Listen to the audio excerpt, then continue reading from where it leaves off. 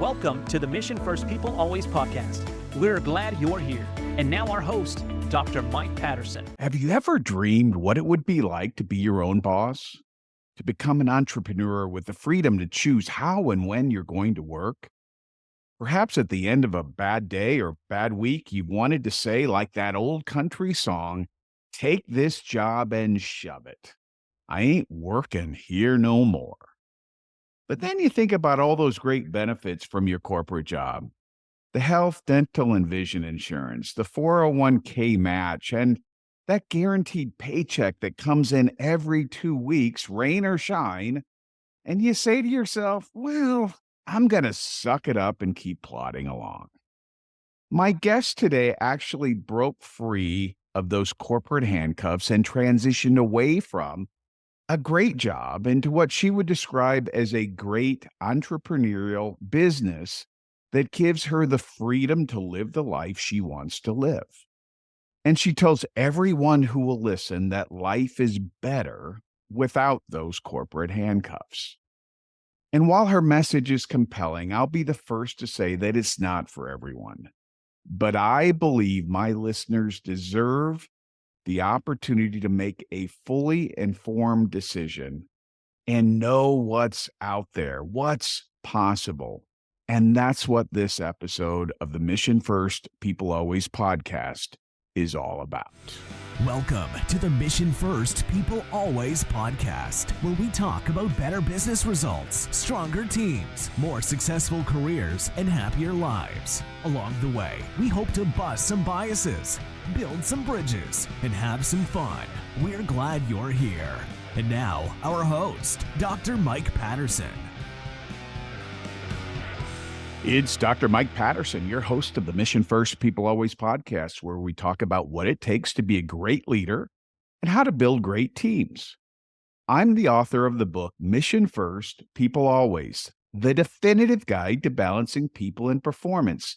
And it's available on Amazon or wherever you buy your books online. I'm also a trainer, consultant, and coach focused on leader and team development.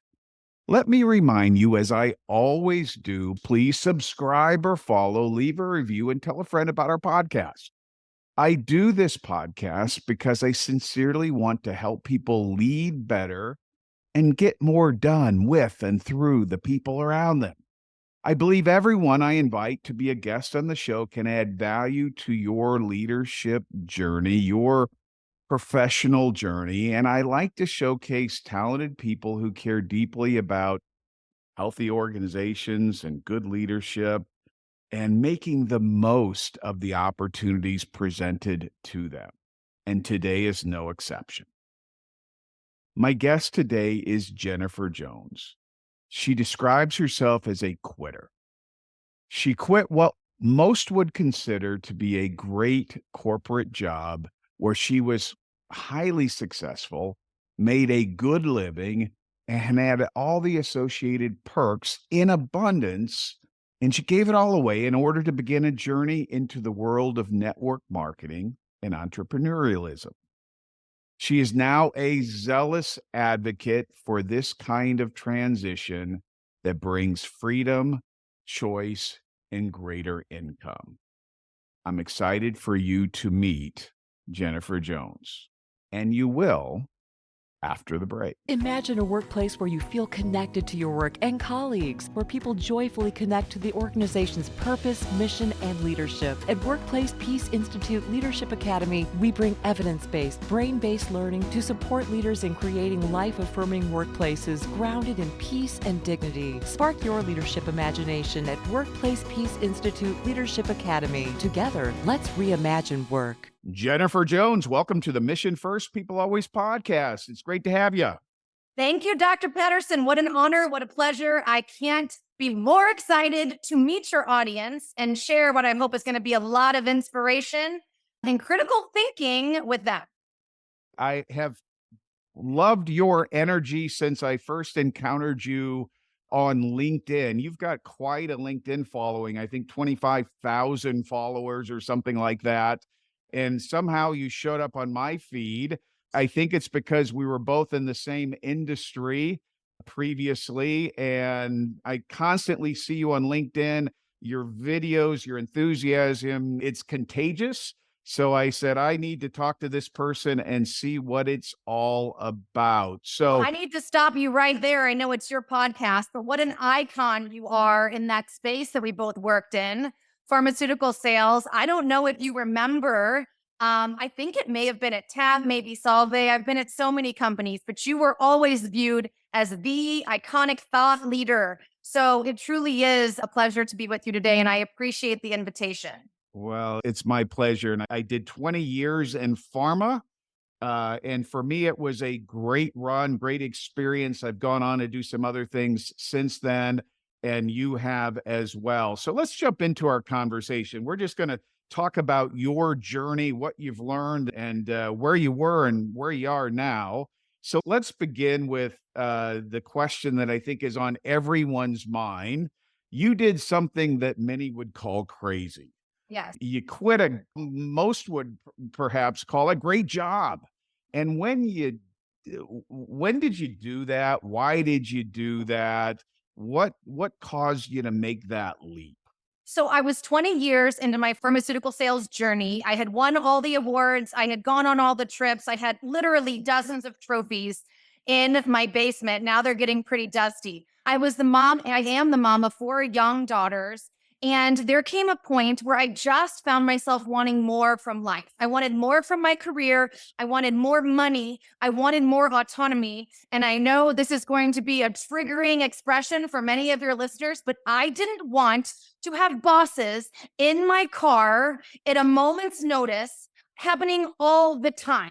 I didn't want to deal with the red tape of insurance companies and step edits and pharmacy stockings and black box warnings and all the things that come in as a hindrance when you really just want to sell and help patients. Market great products for the appropriate patient. So I found myself becoming more and more frustrated in this career, no matter how many awards I won or how many bonuses I was getting. So literally out of the cosmos and onto my lap dropped an opportunity in network marketing. I'm going to frame this out for your listeners. My old boss at my pharmaceutical company had since moved on to be a regional director at a medical device company. She, a mom, myself, a mother. And we had conversations about just wanting more. So one day she asked me to brunch and she said, JJ, that's what my friends have referred as to me. And she said, I found an in at a network marketing company. I was like, nope, I sell all day. I don't want to sell at night. I don't want to bother my family and friends. I don't want to do anything like that. But she got me with a couple really enticing words: organic, clean crafted wine, of which I'm a consumer, and coffee. And I thought, oh my gosh, if I could just get a little extra income, making money off things I enjoy anyway. I live a very clean, holistic lifestyle. Why the heck not? So I dipped my toe into the pond of entrepreneurship, and things changed very quickly for me. In fact, I left my pharmaceutical sales career, the 2-decade career, after just 6 months and went all in as an entrepreneur, thanks to just considering something else, just thinking through potentially another opportunity that I really had never dreamt would replace what I was already doing. I looked at it as an accoutrement. But sometimes when you really are passionate about something, the door's open for you. So let me stop you there, Jennifer. When you told your family, when you told your manager, when you told your coworkers, I'm Yes. leaving Yes. to go do this other thing that I've Right. fallen in love with, Yes. who on that list thought you were absolutely crazy? So let me tell you how it went with my manager the first time. So the first time I tried to quit. So the one thing I want to tell your listeners is no matter what, extra income gives you power. It gives you power to make decisions, okay? Or to make choices that are better for you and your family. So I had mentioned to my manager, who was really a great guy, this manager, not all managers, this manager. He's like, Jen, I don't care if you sell wine and coffee after hours. I, in fact, don't care what you do. Can you just hit your number and everything's fine? And I'm like, wow, okay. So if you hear me and you hear me saying, I don't want to fake 10 calls a day and beg doctors for signatures, and I just want to move the business in ways that really matter, If you hear that and receive that, then yes, this relationship can continue. But I was just done playing the game, and your listeners know exactly what the game is. So he's like, do whatever. So for 3 more months, I did a little bit of this and I did a little bit of that. And my heart was just not in pharma anymore. And I finally told him it was actually Labor Day, 3 months later. And I called him and I was like, Mike, his name happened to be Mike. I got to tell you, I haven't done anything in 3 months. I just feel like I need to be transparent with you. My heart's not here anymore. And he laughs and he's like, Jennifer, at this point, I will let you go. But thank you for your service. And then he immediately became a customer of my company. Everybody thought I was nuts to leave $150,000 guarantee for entrepreneurship. But what I kind of alluded to earlier, what I found very quickly was that when you bet on yourself and you become your own boss, you show up in ways that you never imagined. So what those golden handcuffs of the 150,000 and the car and the insurance and all the other stuff they sell you on quickly dissolved as I saw more and more income coming in the harder I worked. And obviously that salary was replaced in a couple months. Now, you're a pretty confident person. Anybody listening is recognizing that right off the bat. You bet on yourself, you burn the boats, you went on all I love that expression. Yeah. went all in. But did you have any fears? Were you afraid of anything? And did any of those fears turn out to be founded? So the only fear I had was, what if this doesn't work out? And what I meant was not, what if I couldn't get the job done, but what if something weird might happen? Supply chain issues, a pandemic that we never saw coming, right? Like all of these unknowns, which any entrepreneur would face. But I'm a sales rep. I was a C student in school. I think most sales reps are. You don't choose to become a sales rep in high school or college. You kind of fall into becoming a sales rep. And as many of us know, sales reps, it's one of the most lucrative positions you can be in. So I knew I had skills to sell anything. So worst case scenario, this doesn't work out, I'll just go get another Pharma job. I mean, they're a dime a dozen. So I knew that I always had something to fall back on, certainly. So it made it a lot less scary. But I also knew that if I was at a place in my career mentally where I just wanted so much more, and it became more and more obvious to me that I was never going to get what I wanted, with the 150K salary that I was going to get in any pharmaceutical company. So that made the decision a little bit easier, seeing what's possible. And I think I want your listeners to just allow themselves to maybe dream a little bit and visualize what's really possible outside of that corporate job. And trust me, I'm not telling you to quit. I'm telling you to do both until you have a reason to leave. I'm not telling anyone to leave your job and just go find an entrepreneurial journey. No, do both, because entrepreneurship is something you can often work in the crevices of your day, those pockets of your day when you hurry up and wait for the meeting, or you're waiting on the Zoom, or you're waiting to pick your kids or your grandkids up at school. You have the 5 and 10 minutes to indulge yourself in other things. So you might as well be making money doing that instead of reading the Wall Street Journal or playing Candy Crush. What are some of the lessons you've learned along the way? You have to have stumbled a bit at points. It couldn't have been easy to build the business that you've built. So what lessons have you learned that you would pass along to my listeners and say, oh my goodness, these are some things you got to be aware of. You're going to struggle with this, or you're going to be excited about this. Maybe talk about some of the surprises that you didn't see coming. So first and most importantly, if I could leave you with one thought today, it's if it doesn't make me better, if it doesn't make me happy, or it doesn't make me money, I don't make time for it. Because there's going to be all sorts of, I hate to use the word haters, but I would say more skeptics, all sorts of people who are unsupportive or for whatever reason, whether you know them in person or their colleagues or their people on social media. If it doesn't make you better, if it doesn't make you happy, if it doesn't make you money, you do not make time for it. so much of what we do every single day is mindset. We let our mindset get in the way. The other thing I think is so important is to not overthink anything. I say all the time, I am building this plane while I am flying it. I don't need to know what the end game is. I don't need to know what it's going to look like in the end. I just need to put one foot in front of the other every single day. And one of the unexpected surprises you mentioned is, okay, so I left Pharma, started this network marketing company, or starting this network marketing gig, and clean crafted wine and coffee, started absolutely killing it. What did I have? A lot more time. I had a lot more time. I had a lot more money. I had full autonomy. I had a lot more money. I had better connections. I was elevating my conversations. I was meeting new people, powerful people. And through that journey, I started my own company. It is called Ignite and Launch. It's a place where I coach network marketers, doesn't matter what the company, on how to ignite and launch their businesses. I know how to do it because I've done it. I have 20 years of sales experience and multiple years of recruiting experience. So when you bet on yourself, you just don't know what's going to happen. But I mentioned earlier, doors seem to open when you free yourself from the corporate handcuffs, when you step into that entrepreneurial mindset and you bet on yourself. It is scary. It is intimidated. You do have to have a Teflon suit. Thank you, Zig Ziglar, like the Teflon suit that you pull up to here and you can't hear what they say. It just slides off you like water off a duck's back. And you just keep trudging forward every single day. And the last thing, I'll let you ask me more questions, but I know many of your followers may be in pharmaceuticals or device or lab. They may be in a sales role.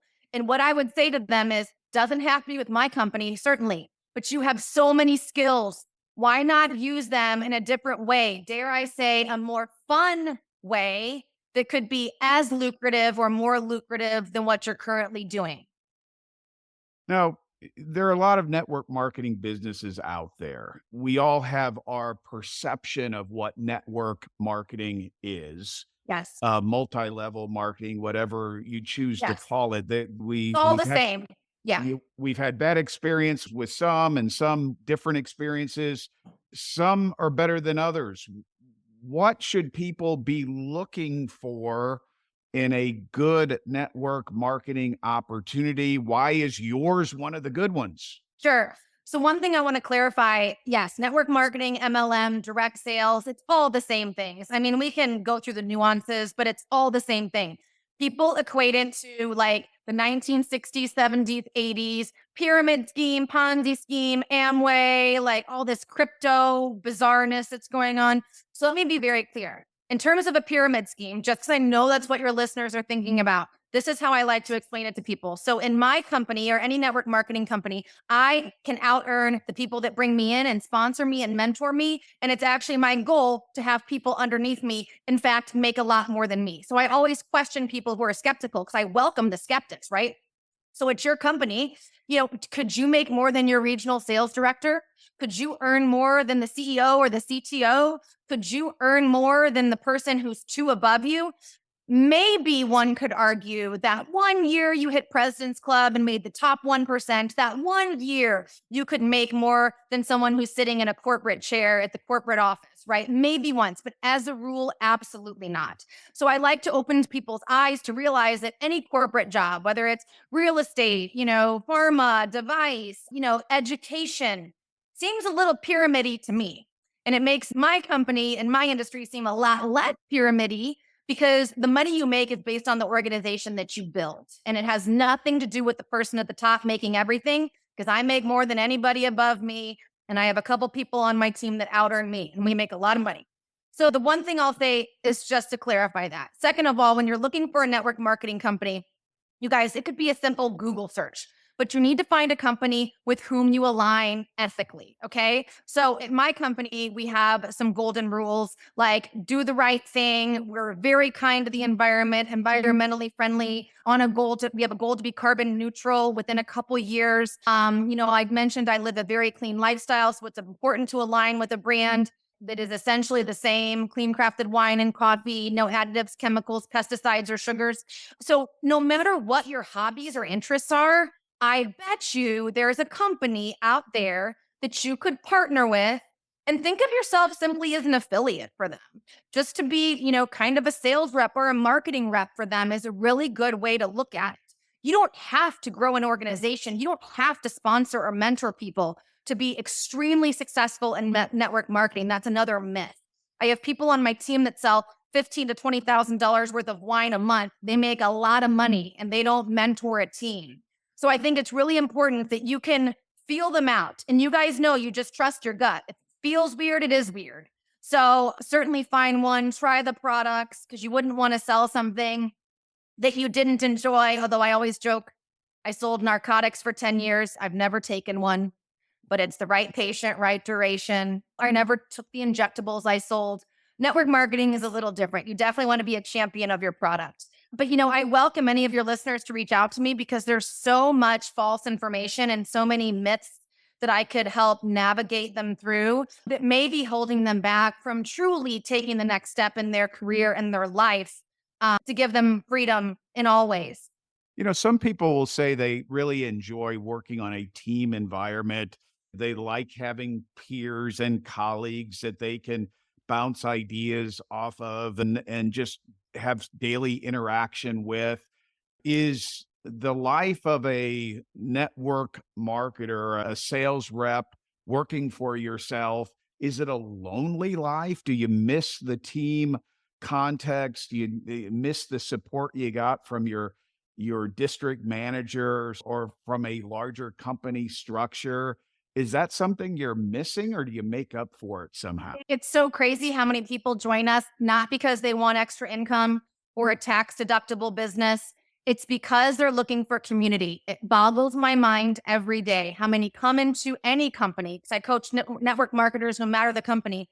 They join strictly for the community. I'm taking 13 of my top leaders on a trip next week to Sonoma, Wednesday through Sunday, where we're meeting with leaders throughout the rest of my company and our founder, CEO, and our winery team to go do all the things out in Sonoma. I think we have, weekly Zoom calls as a team, happy hours. We get together regionally, certainly locally. So I think even if you're just looking for a new network, marketing is a great place to be. You simply join the company and all of a sudden you're going to be submersed. You're going to be overwhelmed by the number of people that are your avatar. And when I say your avatar, you're going to meet a bunch of people who are just like you. And I'm always looking for people who are just like me to bring in my company because I speak their language. So I would say at my specific company, probably half of the people that join do it just to be a part of something bigger in their life. One of our quips is, we are on the journey to the unknown good, and we share it along the way. So we're all on this journey together, marketing and sharing clean crafted wine and coffee, which first of all is so fun, very provocative, and it's a super sophisticated product. We're elevating our minds. We're learning so much about farming methods and biodynamic and what organic really means or doesn't mean. And so it's really been enlightening to me, the friendships that have evolved from this. And then you mentioned, do I miss my old, managers and whatever? I got to be honest with you. Most of the people I used to work with are also part of my network marketing business. So we've kept in touch that way for sure. That's excellent. You mentioned a moment ago, and I'm just personally curious here. You mentioned a moment ago that you've got people on your team that sell $15,000 to $20,000 worth Oh, of yeah. wine a month. Yep. They're not building a big network. They're not recruiting people. Are their friends and family, big wine drinkers, and that's how they're Yeah. doing it? Or how do you sell $15,000 to $20,000 a month worth of wine and not be an obnoxious neighbor or, family member? I love you for asking this question, by the way. So, no, we actually are trying to be the anti bother your family and friends. I do a ton of coaching on this, and using myself as an example, my family doesn't drink for whatever good reason. And I live in St. Louis, and I know you know this. Most of my friends drink Bud Light, or vodka or tequila, whatever it is. So, no, most of my friends aren't even big wine drinkers for whatever good reason. So no, it's all about leveraging your network and getting into new networks. And that is just so fun and rewarding. I do a lot of training on this. You wouldn't believe how many businesses need coffee or wine. Now, we're not selling the wine to them to be resold. For example, I'm not selling as a distributor, right? But, upscale car dealerships do a lot of corporate gifting, wealth management. I take care of all their corporate gifting, luxury real estate. Those people go through a lot of wine, okay? Honestly, any orthopedic surgeon or cardiologist I'd ever called on, not only do they enjoy the products, but they do a lot of referral gifting, plastic surgeons, dermatologists, aesthetics. All those people send out a bunch of referral gifts any month. That's just residual income for me. I take care of all of it. It's just a plug and play system. Also, I encourage people to go, get out into your community. Everywhere I drive in my car, there's opportunity no matter where I look. So, walk into that yoga studio, sponsor a wind down Wednesday, hit up the Lifetime Fitness, go do a training for the trainers on what clean crafted lifestyle really is. We're about to launch clean crafted cooking this summer. People don't realize how filthy the olive oil and balsamic vinegar in their homes, could be.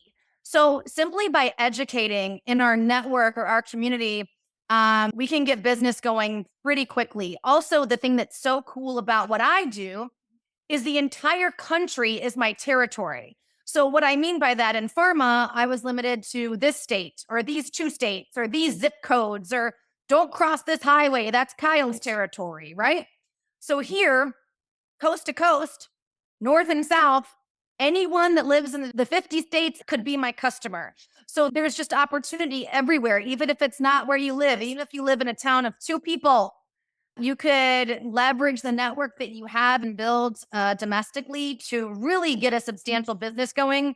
And that's where I'm here to help as your mentor because I've done it. So I help other people do it also. Tell me about some of those other people you've helped. Tell me a story about one of your successful associates that, maybe someone that you thought, I'm not so sure about whether this person can be successful because I'm not sure they fit, they're not my avatar, but I'm going to invest in them anyway. Tell me a story or two about people on your team that have done better than you thought they would, perhaps. I'm going to tell you, there's so many that come to mind, but 2 that really are right on the tip of my tongue. So first of all, you'll learn in network marketing, the people you think are going to absolutely crush it end up doing nothing. And those that you're skeptical about end up being the leader upon leader. So the first one, her name is Abby. It was a cold, rainy night. One of my neighbors was hosting some sort of event and she asked me to provide the wine. Well, I'm the wine girl, right? I'm the wine girl. And so I really didn't want to go over there. I was feeling kind of like a cold was coming on. I slept 3 bottles over, gave a quick pitch about what makes this wine so special. No additives, no chemicals, no sugar, no groggy mornings, no all the things. I can go on for days. And I left the bottles, went back home, got back on the couch, hung out with my kids. And the next day, someone named Abby called me. She just happened to be at this event. And she's like, hey, I just loved that Pinot Noir. I wanted to know how I could buy more of it. And I go, well, if you love it so much and you love wine, you should just become a consultant and basically buy it from yourself, be your own best customer. And she's like, what do you mean? And I walked her through what that might look like in terms of compensation and tax deduction. Always good to be adding more 1099s, guys. If you don't believe me, ask your accountant, okay? Tax day was yesterday from the day that we recorded this. So always have more 1099s. So I talked to her about the opportunity and the potential tax savings, and she was immediately in, but she is an accountant. She is not an extrovert. In fact, she's probably one of the most introverted introverts that exists. She is one of the people that I just told you that sells $10,000 a month or more. She has grown a team of, I would say, 2,000 to 3,000 just by sharing the product. And she always jokes. She's like, you guys, I'm the anti-JJ, like me. She's like, I'm the anti-JJ. She was a sales rep, and here she is, super successful. The other one I'll tell you is Kim. I did not know Kim. Kim came in through a consultant and a consultant and a consultant. And what she realizes is in this business, it's not who you know, it's who the people that you meet know and talk to about the business. So she was a divorced mother, a flight attendant. She was also a cleaning lady. She had other odd jobs. She joked, I'll be in Paris one day, staying at the finest hotel, as a flight attendant and then cleaning toilets the next day back in Philly where she lives. She's like, I have two different lives. Like I'm in first class one day, serving first class, cleaning bathrooms the next day. And so she came in and we taught her everything she needed to know. She's got a real fun personality. And she stood up at our conference a year or two ago and she said, you know what this has allowed me to do is now I have somebody else cleaning my toilet. Now I have someone else cleaning my house. I'm not the one doing it anymore. And she was able to shave off all 4 of those extra jobs and just focus on her flight attendant job, which she really does enjoy. I mean, she's serving first class. She said it's one of the better places to be. I digress. And so she's another one where you just think, I don't know about this person. And then you're constantly surprised, which is one of the most rewarding parts about what we do, because you have no boss. No one is messing with you. No one's like, hey, what'd you do today? You're an entrepreneur, but you're surrounded by a support system of tens of thousands of people that have a similar goal. So it's really fun and uplifting, and it's just a different way to work. Does it cost a lot to get started? In other words, do I have to fill my garage with wine and coffee in order to do this? Is there a big upfront cost, an investment, or can you roll into it if you're kind of struggling financially? I'll tell you about my company and then I'm going to counsel on other companies because I'm not telling your listeners just to join my company. I'm saying find a company with whom you align. But for mine, it's $129 to join, $129 annually. And what that gets you is a website, a CRM tool, which is the customer relationship management tool. It gets you all the training on wine, training on how to sell, training on how to market, training on technology. It gets you a business basics kit, which is a starter kit of everything you're going to need. And then you get access to me 24/7, which I would argue is the most valuable part about it. And then access to my app and everything. So what I always say to people when they're a little skeptical about and to answer your other question, no, all the wine and coffee ships directly from the warehouse to consumer. So you are not a liquor store. You are certainly not a wine shop. So we have people that have teenagers in the house and they don't want to keep alcohol in the house for whatever good reason. Okay. And they are still super successful wine consultants because they don't have to have it on hand. They probably drink the coffee, but they don't have any of the alcohol on hand. So don't ever feel like you have to, indulge in wine or keep it on hand if it's not right for your lifestyle at this time. Totally fine. Now, about other companies, there's different costs associated with other companies. But what I would always argue is, how much would it be for you to start your own brick and mortar? I'll just stick with what I know. Wine or coffee shop. Probably $250,000. How much is a website? Well, I built one. It was around $10,000. I built it for another one of my companies. How much is it to, deal with the supply chain and warehousing and shipping and customer support and HR? And oh my gosh, like I can't even imagine all the other things that you would have to do and hire if you were actually going to start your own either brick and mortar or e-commerce company. So I will challenge your listeners. I don't care how much the company is charging to join.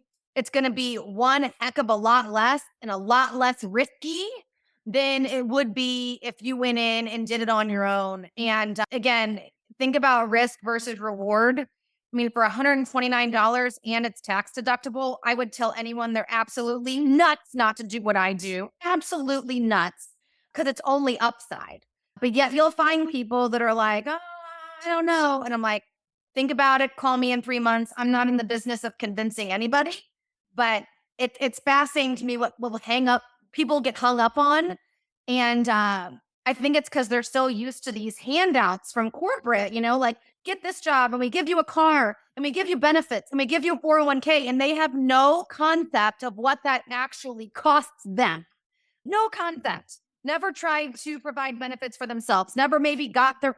So I don't want to go off on that tangent too much, but the reality is there's zero risk and only upside. And I would say 90% of any company that you would entertain.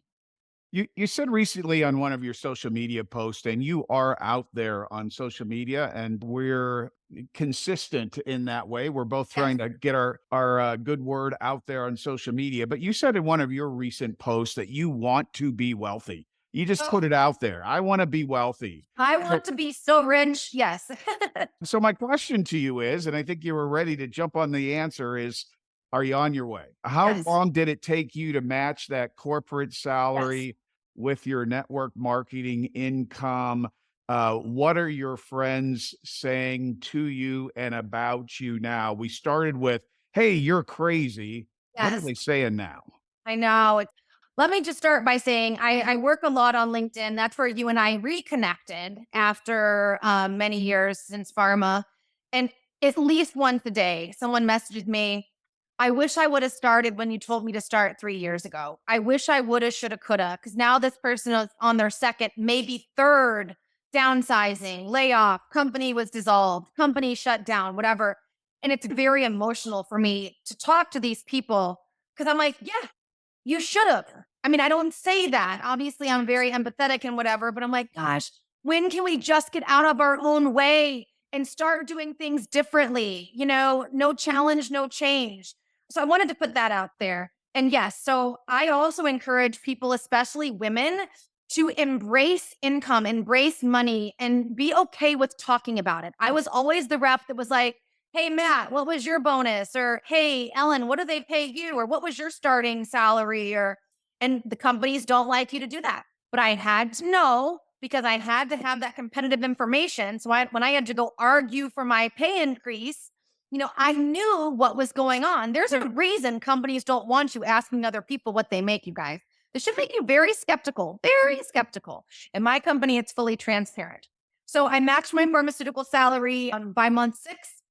That's when I left Pharma for good. It's since, of course, I can't make income claims, but it's a lot more than I was making in Pharma. And I always joke that I want to own a yacht. And it's not a joke, it's going to happen. But I am maybe that person that was placed here that can just appreciate more the finer things in life. I have no problem saying it. And I come across a lot of people that they find me polarizing because I want this, or I want my kids to do this, or want to take a month off and go here because well, you should be giving it back. I'm like, great, start a company with me, join me today, and everything you make, you can give to the charity. But guess what? Charities and all those things, they don't run on good vibes. They run on money.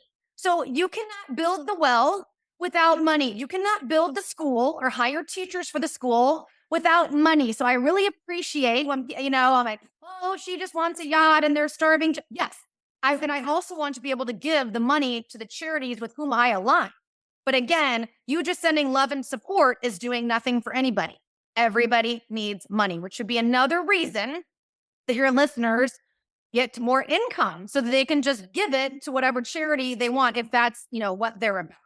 So yeah, to go back to all the people that were questioning when or how or why is she doing this, they've seen me now take the income, not only have a fabulous life, but open up now other companies thanks to the time freedom that I spoke about and the income.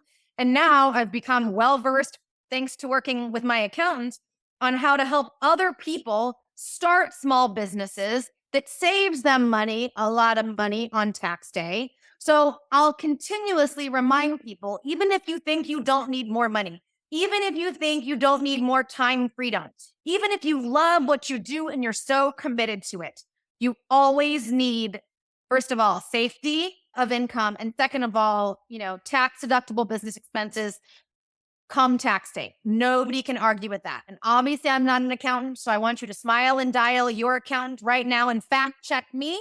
And I always say, if you don't have an accountant, then Google works pretty good too. So just Google it and fact check me. But this has grown into an S corp for me. I can have employees. I can provide them retirement. I can provide insurance for my family and anybody else.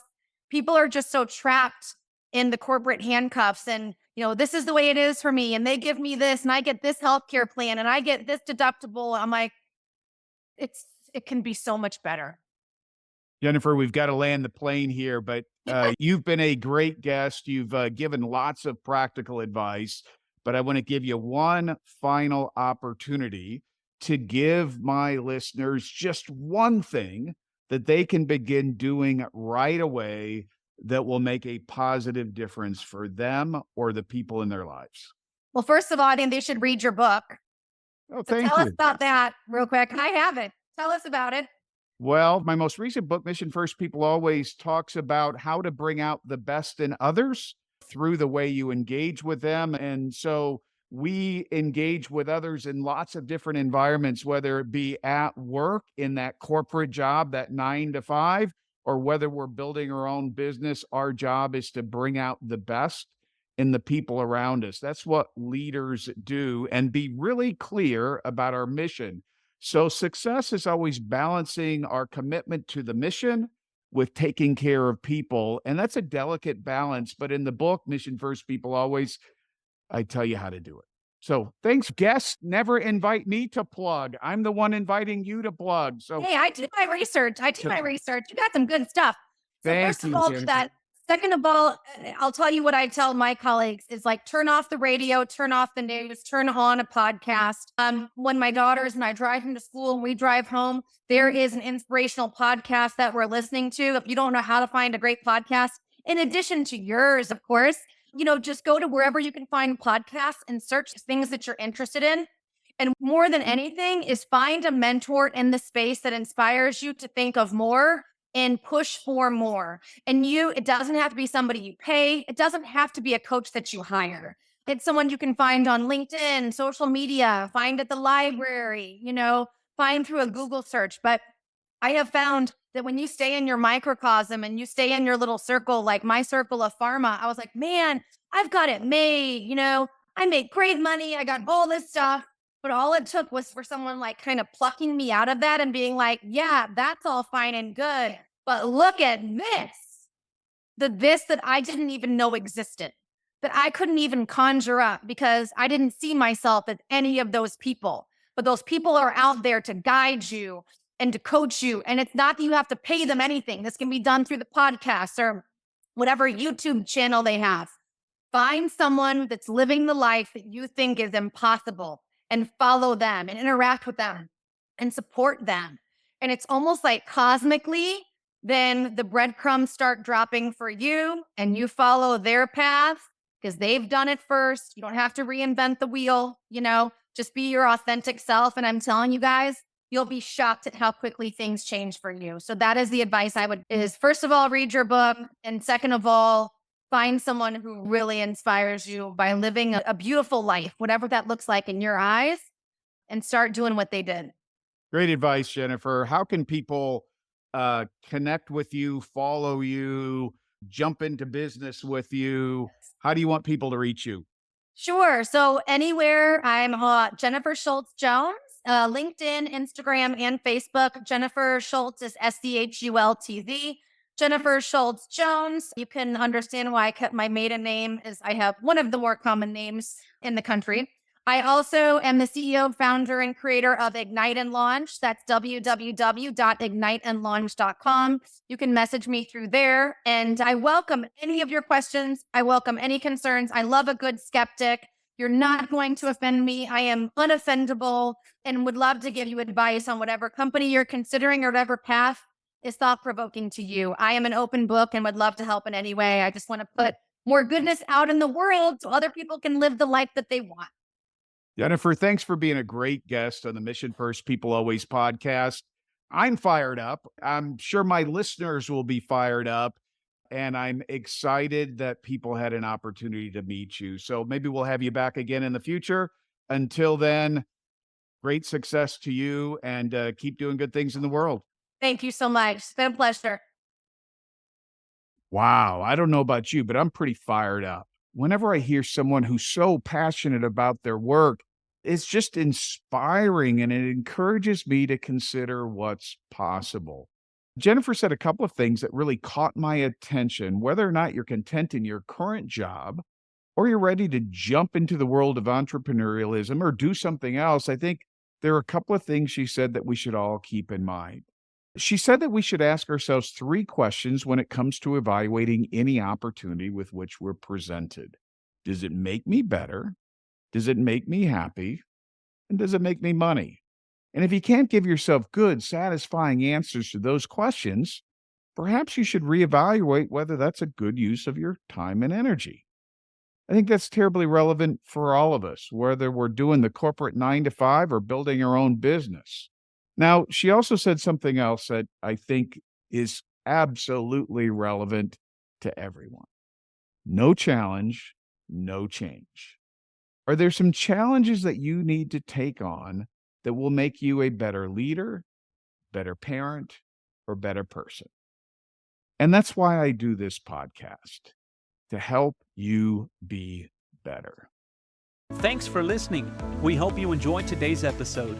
If you want to create a stronger, more people-centric and empowered culture for your organization, visit drmikepatterson.com.